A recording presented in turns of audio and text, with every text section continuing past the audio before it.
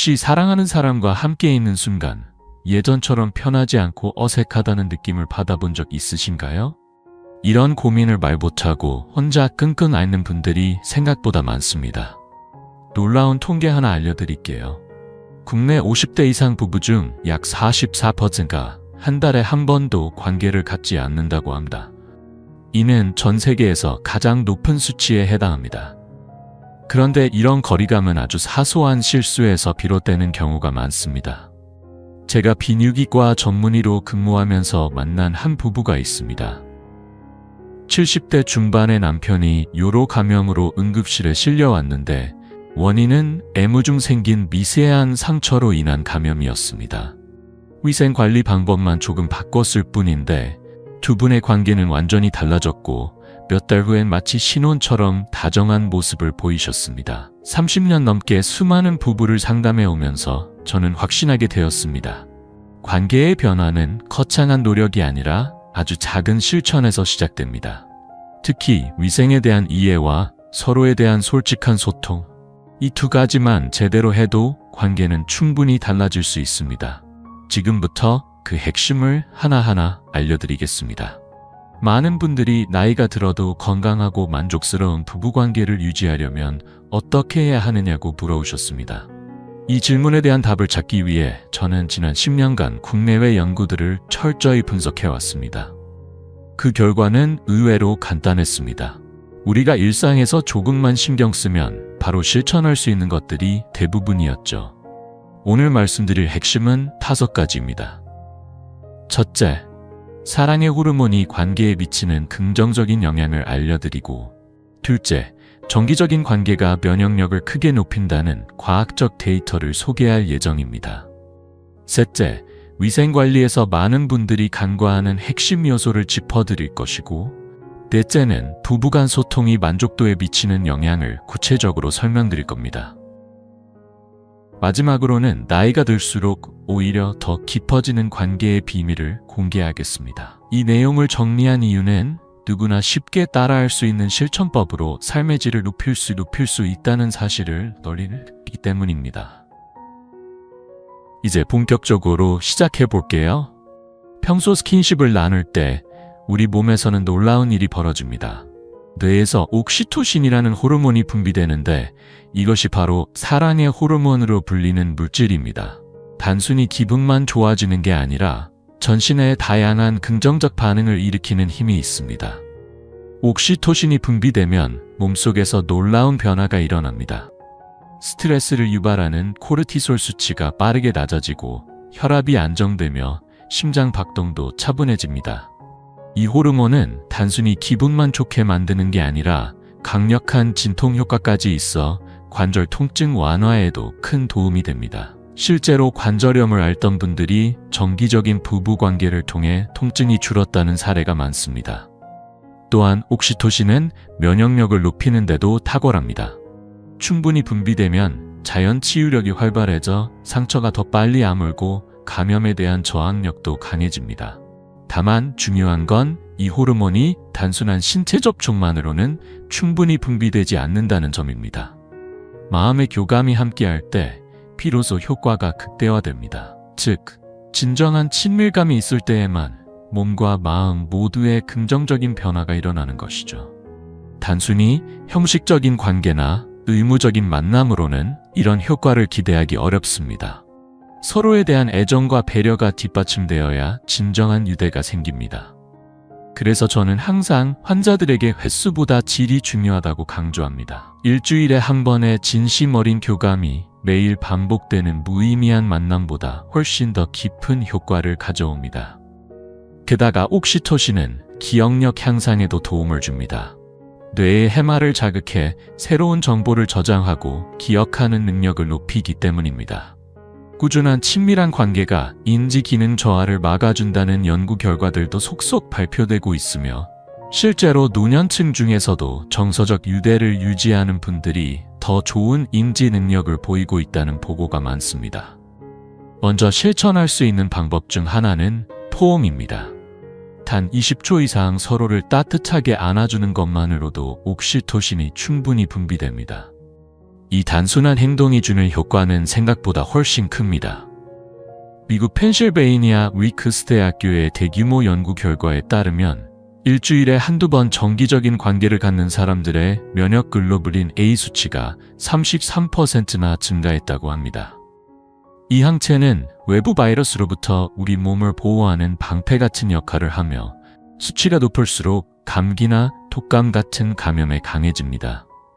특히 이 효과는 나이에 상관없이 나타났으며 70대, 80대에서도 면역력이 현저히 높아졌다는 점은 매우 고무적입니다. 다만 주의할 점도 있습니다. 지나치게 자주 관계를 갖거나 스트레스가 높은 상태에서는 오히려 면역력이 저하될 수 있습니다. 편안한 마음가짐과 일주일에 1나 2회 정도의 적당한 빈도가 가장 이상적이라는 것이 실제 환자 관찰을 통해 확인된 결론입니다. 또한 하버드 공중보건대학의 발표에 따르면 한 달에 21회 이상 사정하는 남성은 전립선암 발병률이 19% 낮았다고 보고되었습니다.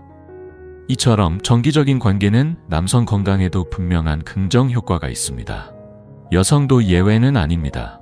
지속적인 관계는 에스트로겐 분비를 촉진해 뼈를 튼튼하게 하고 피부의 탄력을 높이며 자궁과 질 건강까지도 향상시켜줍니다. 나이가 들수록 신체 변화에 대한 두려움이 클 수 있지만 꾸준한 관계는 건강한 노년을 위한 자연스러운 해결책이 될 수 있습니다. 폐경 이후 여성에게 정기적인 관계는 단순한 선택이 아닌 건강을 위한 중요한 습관입니다. 질의 위축을 막고 자연 윤활 기능을 유지하는 데 큰 도움이 되며 이는 과학적으로도 입증되어 있습니다. 그래서 저는 항상 환자들에게 관계를 쾌락이나 의무로만 여기지 말고 운동이나 식단처럼 건강관리의 한 축으로 생각하라고 말씀드립니다. 예를 들어 캐나다 퀘벡대학교 연구에 따르면 평균 25분간의 관계를 통해 남성은 약 101칼로리, 여성은 약 69칼로리를 소비하며 이는 빠르게 걷는 운동과 비슷한 수준입니다. 게다가 심박수가 자연스럽게 상승하면서 혈액순환이 활발해지고 심혈관 건강에도 긍정적인 영향을 줍니다. 하지만 건강한 관계를 위해 꼭 짚고 넘어가야 할 부분이 있습니다. 많은 분들이 위생을 단순히 씻는 것이라고 오해하는데 이것은 매우 위험한 착각입니다. 입안에는 700종이 넘는 세균이 존재하며 구강과 생식기 접촉 시 이 세균들이 예기치 않은 곳으로 옮겨질 수 있습니다.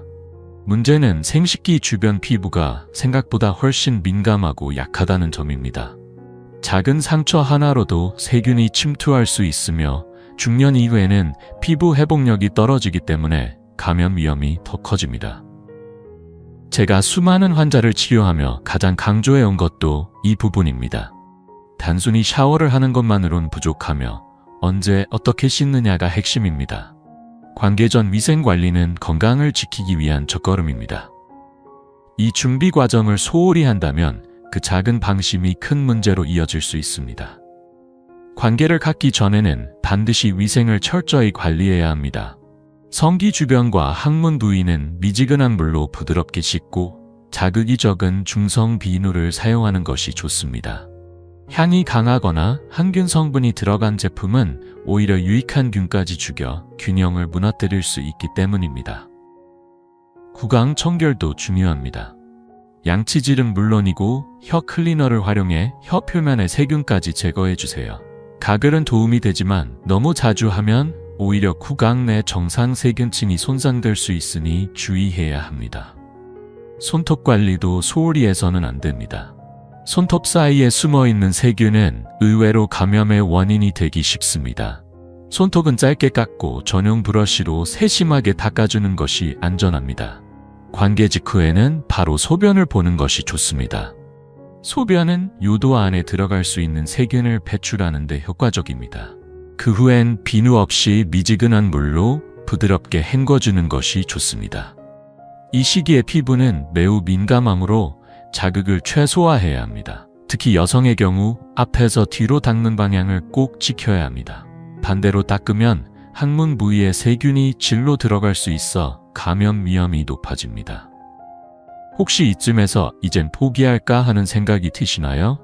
그렇다면 정말 중요한 비밀을 놓치게 될지도 모릅니다.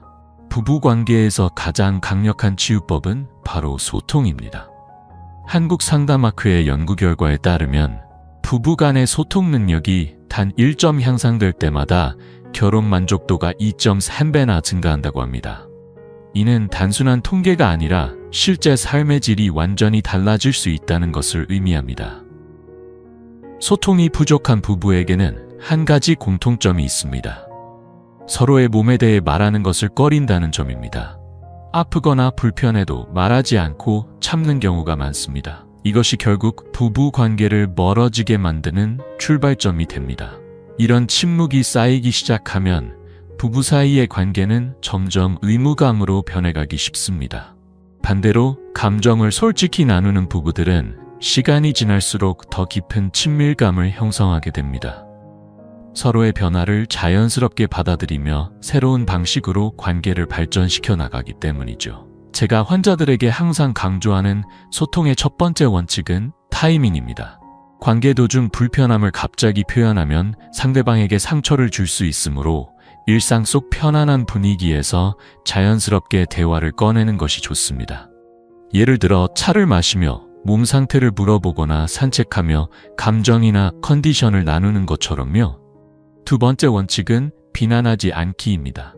당신 때문에 아팠다는 식으로 표현하면 상대는 방어적으로 반응할 수밖에 없습니다. 대신 나는 이렇게 느꼈다는 식으로 자신의 감정을 중심으로 말하면 훨씬 부드럽게 전달됩니다. 세 번째는 구체적으로 말하기입니다.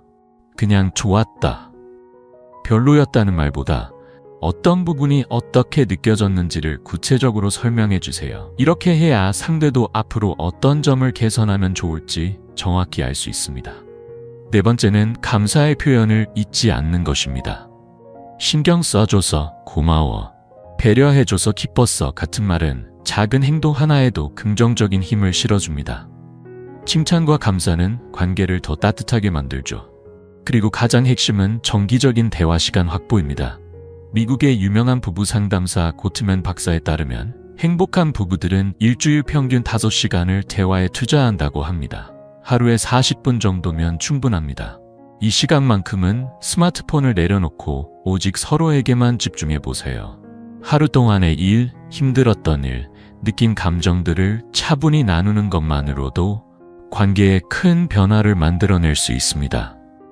이처럼 반복해서 강조드리는 이유는 결국 이 기본이 제대로 지켜져야 부부관계가 건강하게 유지되기 때문입니다. 이런 기본 원칙을 제대로 이해하지 못하면 나중에 더 큰 벽에 부딪힐 수 있습니다. 중년 이후 부부 사이에 숨겨진 놀라운 변화가 있다는 사실 알고 계셨나요? 미국 베일러 대학교의 연구에 따르면 57세부터 85세까지의 기혼자 1,600여 명을 분석한 결과 결혼 생활 50년이 넘은 부부들 사이에서는 오히려 성관계 횟수와 만족도가 다시 높아지는 현상이 나타났다고 합니다. 젊을 땐 활발했다가 중년을 거치며 줄어들고 노년에 다시 증가하는 유자형 곡선이 확인된 셈이죠. 이러한 변화는 단순한 신체적 회복 때문이 아니라 진심 어린 소통에서 비롯된 결과입니다. 어떤 부부는 체력 저하나 폐경과 같은 몸의 변화를 솔직하게 나누면서 오히려 서로를 더 깊이 이해하게 되었고 속도나 형식에 얽매이지 않고 편안하게 감정을 나누는 방식으로 관계가 전환됐습니다. 젊을 때는 성과가 중요했다면 이제는 과정이 더 소중해진 것이죠. 또 다른 경우 수술 후 위축되었던 부부가 기존의 방식에 얽매이지 않고 감정 교류 중심의 접근을 시도하면서 관계의 만족도가 크게 향상된 사례도 있습니다. 마사지를 하거나 편안한 대화를 통해 정서적 안정감을 나누는 것만으로도 관계의 질이 회복되는 걸 확인할 수 있었죠. 결국 중요한 건 나이가 아니라 마음의 태도입니다. 변화에 대한 두려움보다 서로에 대한 이해와 배려가 있다면 중년 이후에도 충분히 더 깊은 유대와 만족을 만들어갈 수 있습니다. 삶의 깊이가 더해질수록 관계의 만족도도 높아질 수 있다는 사례가 있습니다. 최근 홀로 지내던 77세 여성 이명자 씨는 2년 전 남편과 사별한 후 73세의 이웃 남성과 새로운 인연을 맺게 되었습니다. 처음엔 나이와 신체적 변화에 대한 불안감으로 망설이셨지만 상담을 통해 중요한 사실을 깨달으셨습니다. 나이는 결코 걸림돌이 되지 않으며 오히려 긴 세월 동안 쌓인 경험이 더욱 깊고 성숙한 관계를 가능하게 한다는 점이죠. 이처럼 새로운 관계에 대한 고민은 누구나 할 수 있지만 이를 뒷받침해줄 과학적 근거도 분명히 존재합니다. 영국 브리스톨 대학교의 연구에 따르면 10년간 건강한 남성 2,400명을 추적한 결과 일주일에 3번 이상 관계를 가진 남성은 심근경색과 뇌졸중 발생률이 절반 이하로 감소한 것으로 나타났습니다. 이는 관계 중 심박수가 올라가며 심장 근육이 강화되고 전반적인 혈액순환이 촉진되기 때문입니다. 특히 말초혈관의 혈류가 개선되며 손발 냉증 완화에도 도움이 되며 통증 완화 효과 또한 매우 뛰어납니다. 관계 중 분비되는 엔도르핀은 강력한 진통제 역할을 하며 그 효과는 모르핀보다 최대 200배에 달할 수 있다고 합니다. 이러한 작용 덕분에 편두통, 관절염, 근육통 등의 증상이 크게 줄어들 수 있는 것이죠. 실제로 편두통을 앓는 이들의 절반 이상이 관계 후 통증이 크게 줄어들었다는 연구 결과가 있습니다. 또한 관계 중 분비되는 프롤락틴과 옥시토신은 수면 유도에 도움을 주어 깊은 잠을 가능하게 만듭니다. 불면증에 시달리는 분들에게는 자연스러운 수면제로 작용할 수 있는 셈이죠. 숙면이 이루어지면 면역력이 높아지고 성장 호르몬 분비도 활발해집니다. 이 성장 호르몬은 노화를 늦추고 근육량을 유지하며 체지방 감소와 피부 탄력 개선에도 핵심적인 역할을 합니다. 스코틀랜드의 로열 에든버러 병원이 3,500명을 대상으로 조사한 결과 주 3회 이상 성생활을 하는 사람들은 평균 10년 정도 더 젊어 보인다는 평가를 받았습니다. 특히 남성은 12년 1개월, 여성은 9년 7개월 더 젊게 보였다는 결과가 나왔습니다. 뇌 건강에 미치는 영향도 주목할 만합니다. 관계 중에는 뇌의 다양한 부위가 동시에 활성화되는데 이 중 해마 부위는 기억력 향상과 직결되어 있습니다. 실제로 미시간 호프 칼리지 연구에 따르면 62세 이상 노인 중 만족스러운 성생활을 유지한 이들이 5년 후 인지능력에서 높은 점수를 기록했습니다. 이는 치매 예방에도 긍정적인 영향을 미친다는 뜻이죠. 이러한 구체적인 실천 방법을 반복해서 설명하는 이유는 단순합니다. 실제 효과가 입증된 중요한 정보이기 때문입니다. 이제 누구나 집에서 시도할 수 있는 간단한 방법을 소개하겠습니다. 인천에 거주하는 84세 윤말순 씨는 남편과 60년을 함께 지냈지만 서로의 몸에 대해선 깊이 이해하지 못한 상태였습니다. 그러나 제가 권해드린 아주 단순한 실천 하나가 두 분의 관계를 완전히 바꾸었습니다. 두 사람의 관계가 달라지게 된 계기는 아주 간단한 습관이었습니다. 매일 저녁 10분씩 서로의 손을 마사지하는 시간이었죠. 손끝에는 온몸과 연결된 경혈이 모여 있어 손가락을 하나하나 부드럽게 누르고 손바닥을 원을 그리며 문지르기만 해도 혈액순환이 좋아지고 몸 전체의 컨디션이 눈에 띄게 향상됩니다. 무엇보다 두 사람 사이의 애정이 자연스럽게 깊어졌습니다. 울산에 거주하는 78세 김세진 씨는 다른 방법을 택하셨습니다. 당뇨병으로 인한 기능 저하로 자신감을 잃고 계셨는데 제가 권해드린 복식 호흡 운동을 매일 실천하신 결과 놀라운 변화를 경험하게 되셨습니다. 골반 주변의 근육이 강화되면서 혈당 조절은 물론 전반적인 체력이 향상되어 다시금 자신감을 되찾을 수 있었죠. 특히 명상과 함께 진행한 호흡법은 스트레스 완화에도 큰 도움이 되었습니다. 전주에 사는 80세 이금순 씨는 관절염으로 일상적인 움직임조차 어려우셨던 분입니다. 그런데 따뜻한 물에 천연 에센셜 오일을 몇 방울 떨어뜨려 족욕을 시작하시고 나서는 상황이 달라졌습니다. 라벤더와 로즈마리 향이 후각을 자극해 감정을 조절하는 뇌 부위를 활성화시켰고 따뜻한 물은 말초 혈관을 확장시켜 혈액순환을 촉진했습니다. 매일 30분씩 족욕을 하며 남편과 함께하는 대화의 시간이 두 분에게는 하루 중 가장 소중한 시간이 되었다고 합니다. 안양에 거주하는 75세 민철수 씨는 음식으로 접근해 보았습니다. 혈관 건강에 좋은 성분이 풍부한 석류와 수박, 아르기닌이 많은 견과류를 꾸준히 섭취하기 시작하신 거죠. 특히 석류에 함유된 강력한 항산화 성분은 혈관 내피 기능을 개선해 혈류를 원활하게 만들어줍니다. 실제로 석류를 꾸준히 섭취하신 분들 중에는 3개월 만에 체력이 좋아지고 일상의 활력을 되찾은 사례도 많았습니다. 때로는 이렇게 자연스러운 방법이 약물보다 더 탁월한 효과를 보이기도 하죠. 이 내용이 믿기 어려우신 분들을 위해 분명히 말씀드립니다. 이 모든 방법은 실제 환자들에게서 확인된 결과입니다. 이제 여러분께 꼭 드리고 싶은 마지막 메시지가 있습니다. 지금 이 순간 포기한다면 인생에서 가장 소중한 시간들을 놓칠지도 모릅니다. 30년 넘게 진료 현장에서 지켜본 바로 저는 확신합니다. 나이는 단지 숫자일 뿐이며 사랑과 친밀한 관계는 언제든 새롭게 시작될 수 있다는 것을요. 그동안 말씀드린 내용을 정리하면 핵심은 간단합니다. 첫째, 서로의 몸과 마음을 있는 그대로 존중하세요. 둘째, 과학적으로 검증된 방법을 꾸준히 실천해보세요. 셋째, 완벽하지 않아도 괜찮다는 여유를 가지세요. 넷째, 솔직한 소통을 통해 서로의 변화를 인정하고 함께 적응하세요. 다섯째, 부부관계는 단순한 즐거움을 넘어 마음과 몸을 치유하는 소중한 시간이란 걸 잊지 마세요. 제가 만난 부부 중 진정으로 행복한 분들은 완벽해서가 아니라 서로의 부족함을 따뜻하게 감싸 안을 줄 아는 분들이었습니다. 나이가 들어도 두 눈을 마주보며 설렘을 느끼는 부부들을 보면 정말 아름답습니다. 그들의 공통점은 세월이 흐를수록 깊어지는 이해와 배려였어요. 젊은 시절의 뜨거운 감정보다도 더 진실되고 깊은 사랑을 나누고 계셨습니다. 여러분도 충분히 그런 관계를 만들어 갈 수 있습니다.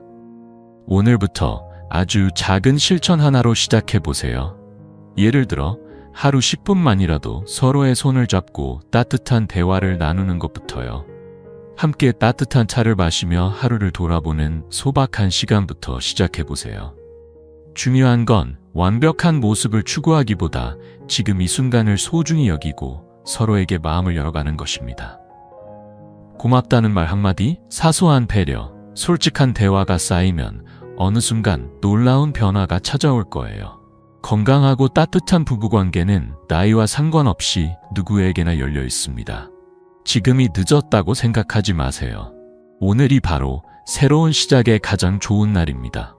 여러분의 작은 변화가 삶 전체를 바꿀 수 있습니다. 혹시 경험하신 소중한 변화가 있다면 댓글로 나눠주세요. 여러분의 이야기가 누군가에게는 큰 용기와 희망이 될 수 있습니다. 앞으로도 더 많은 분들과 이런 의미 있는 정보를 나누고 싶습니다. 구독과 좋아요로 함께 해주세요. 여러분의 행복을 언제나 진심으로 응원합니다. 감사합니다.